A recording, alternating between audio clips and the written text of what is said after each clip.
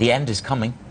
The end of quantitative easing, is it? I mean, everybody runs out of bonds to buy eventually. Well, I think that comment from Wilma actually slightly misses the point. Of course, they're buying a great number of bonds and they can't forever increase that amount.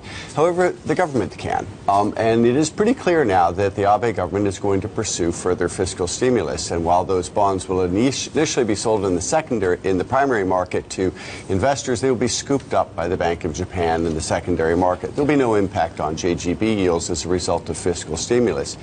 But what I think the deeper message is this, is that it is true that the Bank of Japan has reached the limits on even unconventional monetary policy. Further deep cuts into negative interest rates are politically untenable in Japan, and further outright purchases of all sorts of assets bring very little, as they know. What is happening is a shift towards fiscal policy. By the way, we see that here in the United Kingdom as well. Fiscal policy is going to be more expansionary. Perhaps Europe will lag that, but we wouldn't expect differently from a German-led Europe that they would use fiscal policy. This could, I might add, play a fairly interesting role in the developments in bond markets.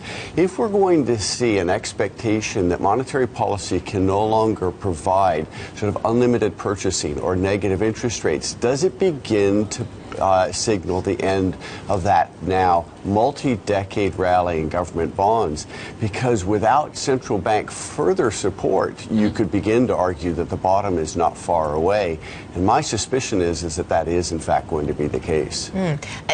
Then talk to us about your investment strategy. If that is the case, then does that mean, what is the time horizon on that kind of call, Larry? Because lots of people have been saying for many years this can't go any further. Yields can't continue to just keep going lower. But you seem to be suggesting that actually we will see that turning point. Yeah, so in a number of markets, but let's start with U.S. 10-year Treasuries. We're already very much playing it from the short side. We don't like duration fixed income in government bonds. That's partly because U.S. data are showing that the second quarter was a sharp acceleration over Q1, and that's been evidenced by the most recent survey data. But it's partly around the idea that some of these changes in global monetary conditions probably reached their peak. In other words, the idea that the Bank of England would have a strong easing bias following Brexit is maybe slightly overdone. Brexit may not prove to be the big calamity that some, like the IMF, thought it would be. The same is true for the ECB.